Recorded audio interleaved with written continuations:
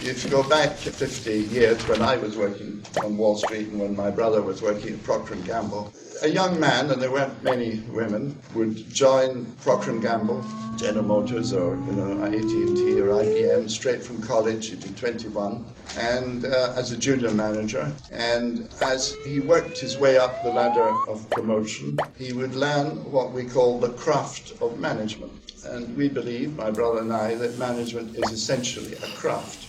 It's not something about which there is a great deal of theory, something you learn how to do under the supervision of a more experienced person. And so as you worked your way up the chain of command, you acquired the craft of management, but you acquired something else as well. I'm going to use a phrase that's been launched by a very great American called Jeff Immelt, whom I'm sure you know is the chairman and chief executive of General Electric. And he says that all managers must possess domain knowledge. And domain knowledge means you actually know a lot about the business of your company. Now that may seem so obvious, it's not even worth saying, but there's a great phrase in the practice of management. One of my favorite Druckerisms is that it's important to state the obvious because otherwise it may be overlooked.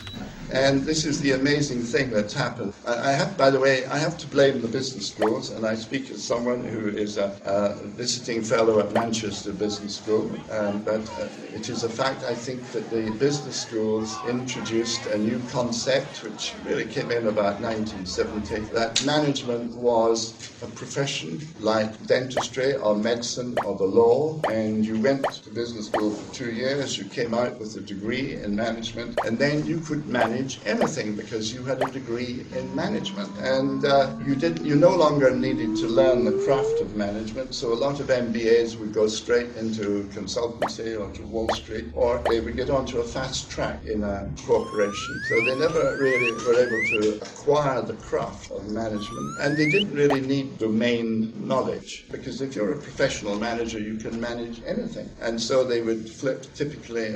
50 years ago, most young people, most men, would stay in the same corporation for their entire life, or they might stay in the same industry. It would be very rare for them to move industries. So they acquired domain knowledge. One of the reasons why we've had this appalling credit crunch is that banks are run by non-bankers. They're run by, sometimes they're called financial engineers.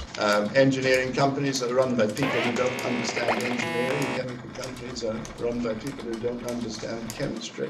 And it seems to me that the great problem, the great requirement now is to go back. I know it sounds silly. Going forward will consist of going back in an important sense to an age where young men and women joined a company, learned the craft of management on the job, under the supervision of a good manager, and acquired domain knowledge. And that will be a major step forward.